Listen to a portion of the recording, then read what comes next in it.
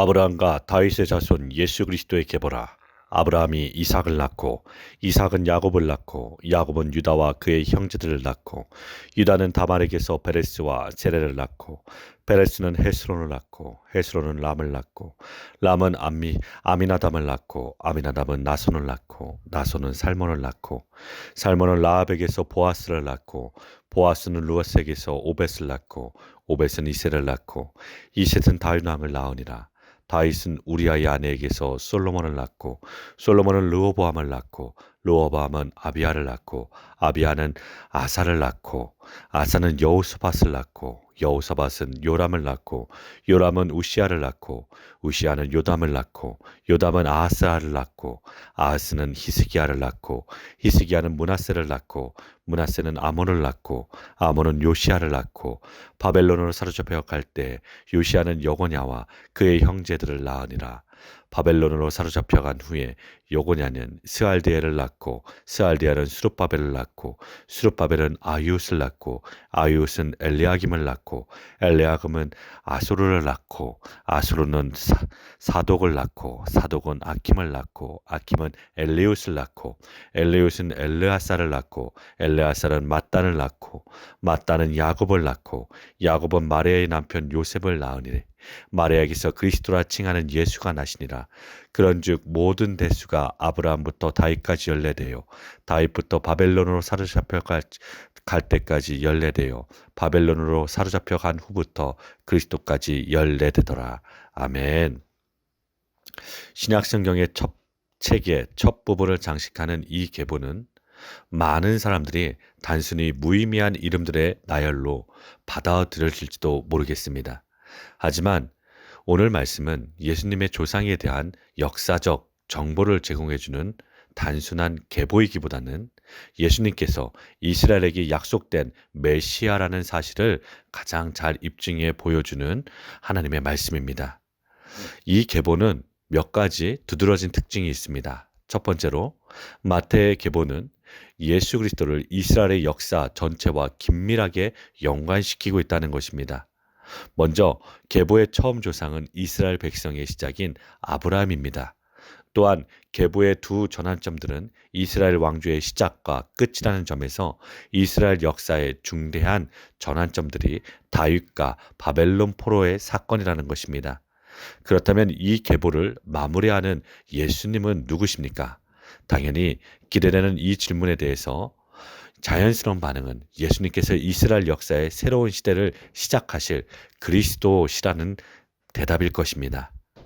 마태는 그의 계보를 예수 그리스도, 다윗, 아브라함으로 시작하고 아브라함, 다윗, 그리스도로 끝냄으로써 계보 전체를 새 이름들로 감싸는 구조를 채택하고 있습니다. 이는 예수님께서 이스라엘 역사와 다윗 왕조의 목표를 성취한 그리스도시라는 사실을 강조한 마태의 하나님의 은혜입니다. 마태의 이러한 관심은 이스라엘 전체 역사를 14대씩 3단계로 제시한 데서 더욱 두드러지게 되지요. 이는 완성의 수 7의 곱을 2번, 3번 반복한 것으로 이제 준비의 시대가 끝나고 완성의 때가 확실하고도 완벽하게 도래했음을 우리에게 알려주고 있습니다. 둘째로 마태의 계보는 왕적 계보라는 것입니다. 이러한 사실은 누가의 계보와 비교해보면 두드러집니다. 마태는 다윗의 아들로서 솔로몬을 제시한 후 줄곧 유다 왕들의 이름을 나열하고 있는데 반해 누가는 다윗의 아들로서 나단을 제시한 이후 마태와는 전혀 다른 이름들을 나열하고 있기 때문입니다. 이것은 예수님을 유대인의 왕으로 제시하려는 이 마태복음의 하나님의 은혜인 것입니다. 우리 셋째로 마태의 계보는 보다 구체적으로 다윗적인 계보입니다. 이러한 특징은 우선적으로 이 계보에서 다윗이라는 이름이 다른 어떤 이름들보다도 자주 나타나고 있다는 사실에 우리는 알 수 있습니다. 마태는 14대씩 3단계를 통해 이 계보의 다윗적 특성을 최대한 강조하고자 하였습니다.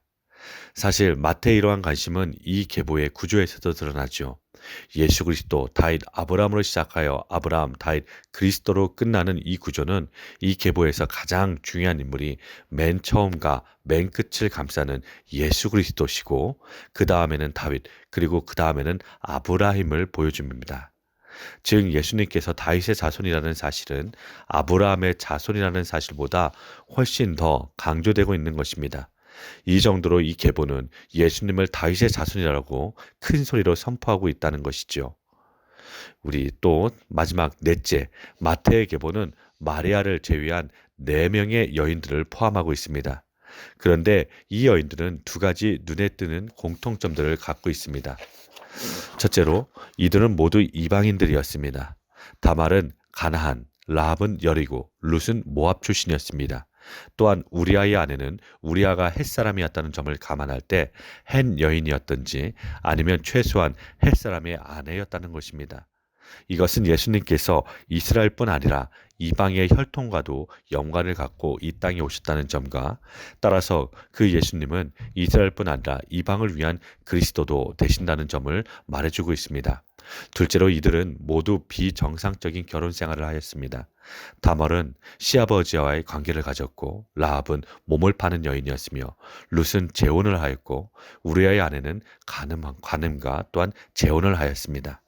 예수님께서 이처럼 정상적이지 못한 결혼 생활에 경력이 있는 여인들과 연관을 갖고 이 땅에 오셨다는 사실은 예수님께서 이와 같은 죄인들을 위한 그리스도도 되심을 알려주고 있다는 것입니다. 성경은 아름답게, 성경은 일부러 숨기지 않습니다. 아름답게 꾸미지도 않고 있는 그들의 모습을 보여줍니다. 이것은 연약한 자도 사용하시며 죄인도 하나님의 은혜 안에 있다는 것입니다. 사랑하는 광명교회 성도 여러분, 우리 하나님은 은혜의 하나님이십니다. 하나님의 말씀 성경은 역사나 인물을 아름답게 미화하지 않습니다. 족보도 마찬가지입니다. 유대인들이 자랑하는 족보지만 이방 여인들을 넣었고 다윗의 허물을 드러내는 밧세바도 들어 있습니다.